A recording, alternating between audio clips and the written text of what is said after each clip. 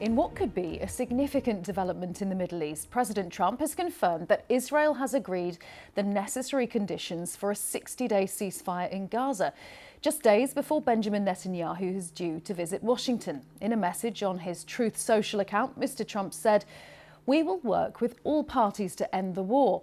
I hope for the good of the Middle East that Hamas takes this deal because it will not get better, it will only get worse." Hamas has yet to respond to the proposed deal, and it remains unclear whether the militant group will agree to the conditions.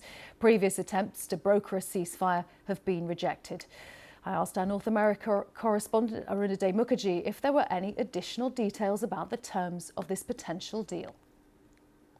What these necessary conditions are that Israel has agreed to is something that we still don't have details about, and whether these same necessary conditions will be acceptable to Hamas is going to be critical for this deal to actually work and hold and be a success. As you pointed out, in the past also there have been attempts, several attempts, but they have fallen through at the last moment many times. So this time, however, things are different in the sense that there is considerable pressure with Donald Trump really wanting to get this deal done. In fact, as that message on Truth Social, he said that things are only going to get worse. What is also important to understand is that the statement is coming just less than a week till Prime Minister Benjamin Netanyahu will be meeting President Donald Trump on Monday here in Washington, D.C.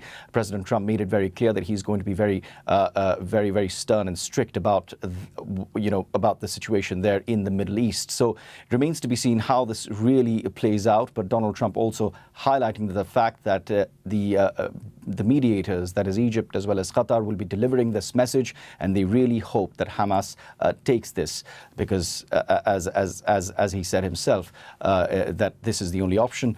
Things could get worse. Mukherjee in Washington. Let's talk to our correspondent Wira Davis, who's in Jerusalem. And Wira, what, if anything, has Israel said about this possible deal, and what might be in it? Well, there's little news coming out of Israel itself this morning, but Israel's chief negotiator Ron Derner has been in the United States this week, and he will have been the one who will have been hammering this out with American officials.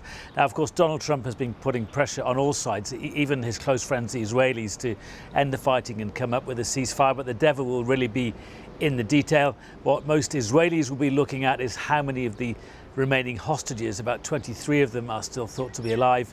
How many of those would be released under a 60-day ceasefire agreement?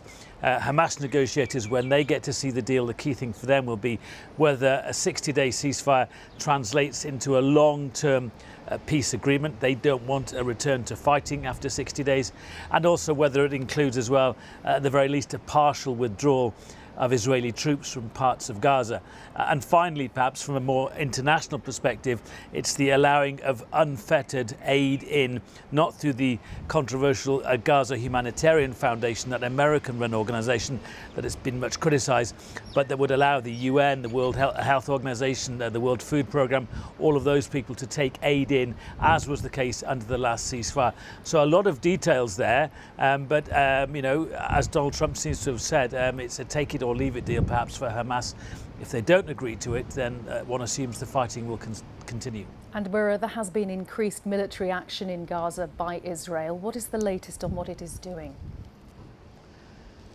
Yeah, there's news again of very intense overnight airstrikes in Gaza. We haven't got the exact details of where those have happened, but that's part of a developing pattern this week. The Israelis issued and are continuing to issue unprecedented evacuation orders for Palestinians, particularly in the east of Gaza City, to move to so-called safe zones. But the reality is that nowhere in Gaza is safe, say the UN and say Palestinian officials, and many of the so-called safe zones have been targeted themselves. So people are being told to move from parts of Gaza City to the west, and those areas continue to come under Israeli airstrikes.